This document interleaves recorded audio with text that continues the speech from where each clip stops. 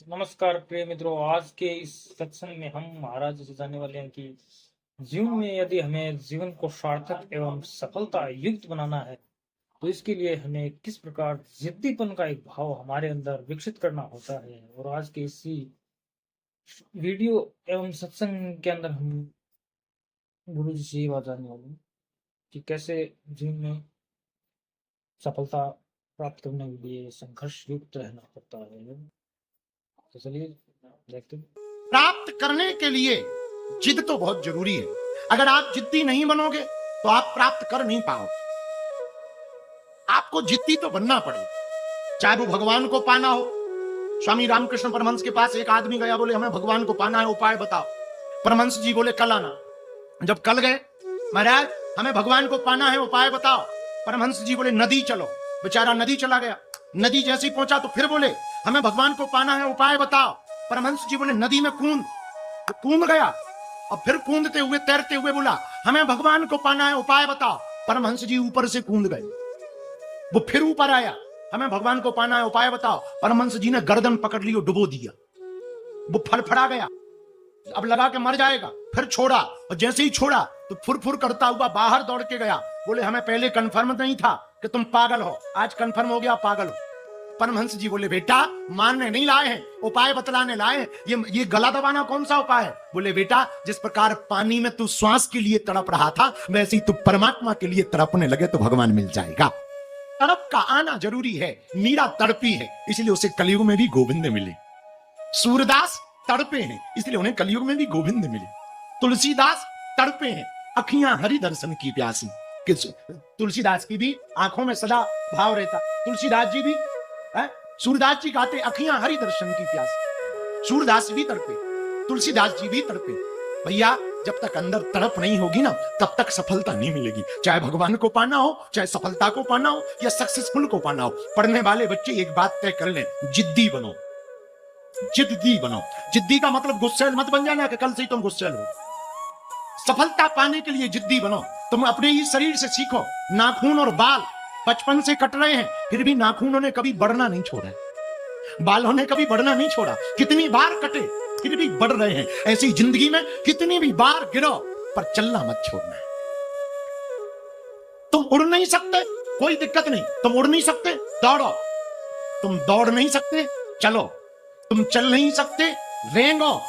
चुप मत पड़े रहो, लगे रहो। हमारे गुरु कहते हैं डले रहो दरबार में, धक्का मुक्का धनी के खाओ। एक दिन ऐसा आएगा तुम ही धनी हो जाओ। भगवान के चरण पकड़े रहो। संत कहते कबहू तो दीन दयाल के धनक पड़ेगी काम। कभी तो भगवान के कानों में पुकार जाएगी। कभी भरत जी के चरित्र को सुनना। भरत जी कितने आर्तनाद स्वर में राम जी को पुकारते, इतने आर्तनाद स्वर में भरत जी राम जी को पुकारते। जब राम जी से मिलने जाते चित्रकूट कि भरत जी के आर्तनाद करुण पुकार स्वर को सुनकर के पत्थर के पहाड़ों के पर्वतों के पत्थर पिघलने लगते और वो भी भगवान से प्रार्थना करने लगते कि जो होना हो सो हो जाए। पर भरत जी के कहने पर राम जी वापस लौटा। इतनी तड़प। कभी तुम मछली को देखना, जल के बिना तड़पती है और इतनी तड़पती जल के बिना पूछो मत। इतनी तड़पती कि वो प्राण त्याग देती। अगर जल ना मिले तो वो फिर जीती नहीं है। वो कहती जीऊंगी तो जल में वरना जीऊंगी नहीं। ऐसी जिंदगी होनी चाहिए। परम पूज्य श्री रामायणी जी कहते हैं जिंदगी में जिंदगी का राज पाना चाहिए। जिंदगी में जिंदगी को मुस्कुराना चाहिए। जिंदगी में जिंदगी की अगर शर्त मंजूर ना हो तो जिंदगी में जिंदगी को रूठ जाना चाहिए। अगर सफलता ना मिले तो रूठ जाओ, जिद्दी बनो। याद रखना मेरे पागलो, जब तुम बचपन में रहते हो, जब शुरुआत पढ़ाई करते हो तब तुमको पेंसिल दी जाती है। क्यों? क्योंकि पेंसिल में मिटाने का ऑप्शन होता है, छुटाने का। लेकिन जैसे ही तुम बड़े हो जाते हो पेन पकड़ा दिया जाता है। क्यों? क्योंकि फिर रफ नहीं बचता, जिंदगी फेयर बन जाती है। मिटाने का कोई ऑप्शन नहीं, बड़े होते ही तुम्हें पेन पकड़ा दिया जाता। ऐसी जिंदगी है। अगर पाना है तो जिद्दी बनो। अगर पाना है बहुत नींद मत लो, कम सो। अगर प्राप्त करना है तड़पो ज्यादा। अगर तुम्हें प्राप्त करना है विचार ज्यादा करो। तुम्हें जो पाना है उसके बारे में सोचो। हमको रामानंद सागर की महाभारत का एक सूत्र बड़ा प्यारा लगता। जब हमने टीवी पर देखा और शकुनी मामा एक बहुत अच्छी बात बोलते, अपने भांजों को कह रहे थे मेरे बच्चों रणभूमि में खेलने से पहले मनोभूमि में खेला जाता है। अगर आपको रणभूमि में कुछ खेलना है तो पहले मनोभूमि में खेलो, विचार करो, दिन रात विचार करो। पढ़ने वाले बच्चों, हनुमान जी से सीखो लगन। जब तक लंका पहुंच नहीं गए, राम काज कीन्हे बिन मोहि कहां विश्राम। हनुमान जी कहते जब तक राम काज नहीं कर देंगे तब तक विश्राम नहीं करेंगे, तब तक हम रुकेंगे नहीं। मेरे पागलो, तुम्हें भी जब तक भगवान की प्राप्ति ना हो जाए तब तक तुम रुकना नहीं। हमारा एक निजी प्रण है, हम रोज मिनिमम 5 घंटे हिंदू राष्ट्र कैसे बनेगा इस पे कार्य करते हैं। रोज चाहे बैठक करें, मीटिंग करें, लेखन करें, या फिर वीडियो बनाएं, या फिर इंटरव्यू दें, या फिर किसी के साथ बैठे, पर मिनिमम 24 घंटे में 5 घंटे इसी के लिए देते हैं कि भारत हिंदू राष्ट्र कैसे बनेगा। हमें पता है हमारे जीते जी भले ही ना बने, पर जब भी बनेगा तब बनेगा, लेकिन क्रांति तो आज ही फैला करके जाएंगे।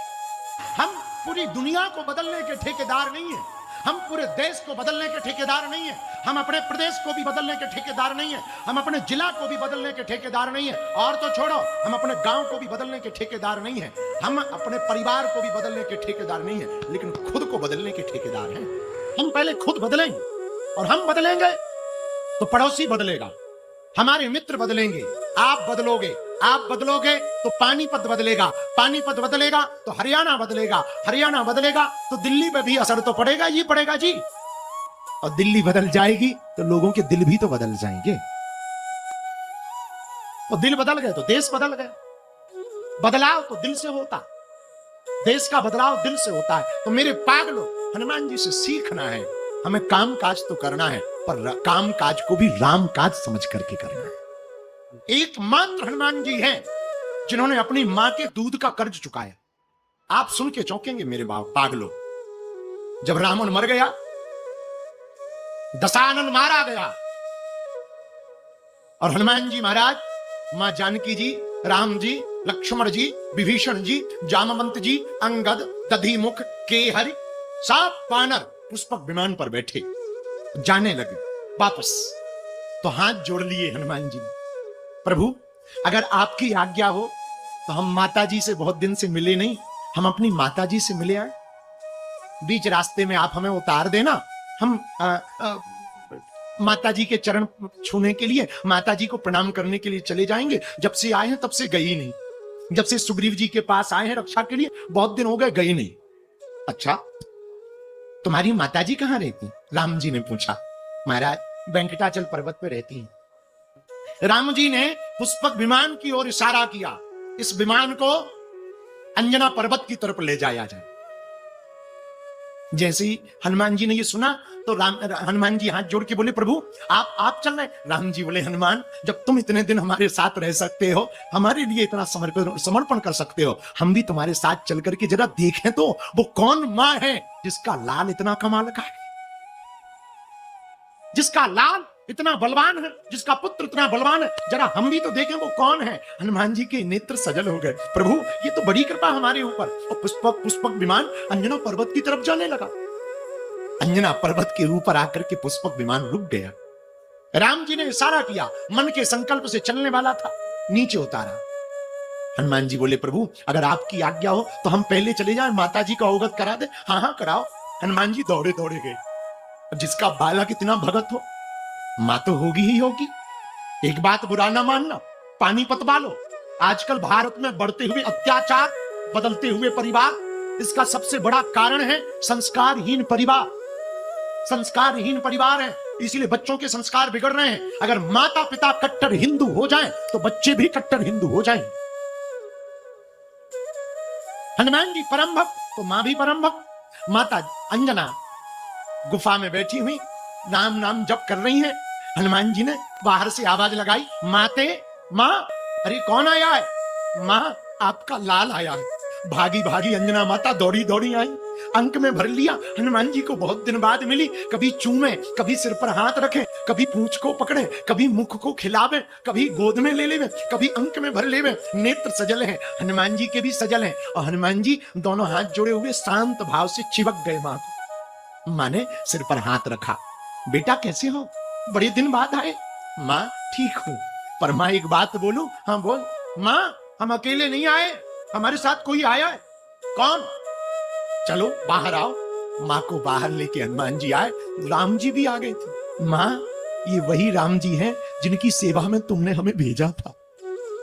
जैसे राम जी की मूर्ति को देखा, राम जी के स्वरूप को देखा, वह धनुष बाण को हाथ में देखा, वो नीलांबर स्वरूप देखा, वो बड़ी बड़ी भ्रकुटी देखी, वो प्यारे प्यारे नेत्र देखे, आहा, वो चमकता दमकता चेहरा देखा, वो पीतांबर पहने हुए देखा, वो मधुर मुस्कुराहट देखी, वो नीलांबर श्यामल कोमलांगम कोमल शरीर को देखा। श्री रघुनाथ जी को देखकर, उनके चरणों को देखकर, उनके गले की माला को देखकर, उनकी भुजाओं को देखकर अंजना माता भाव विभोर हो गई, आनंदित हो गई, प्रफुल्लित हो गई। और तुरंत राम जी ने तुरंत हाथ जोड़े। माने कहा हाथ मत जोड़ो, आओ। तुरंत राम जी को गले लगा लिया। एक तरफ राम को गले लगाया तो दूसरी तरफ हनुमान को गले लगा लिया।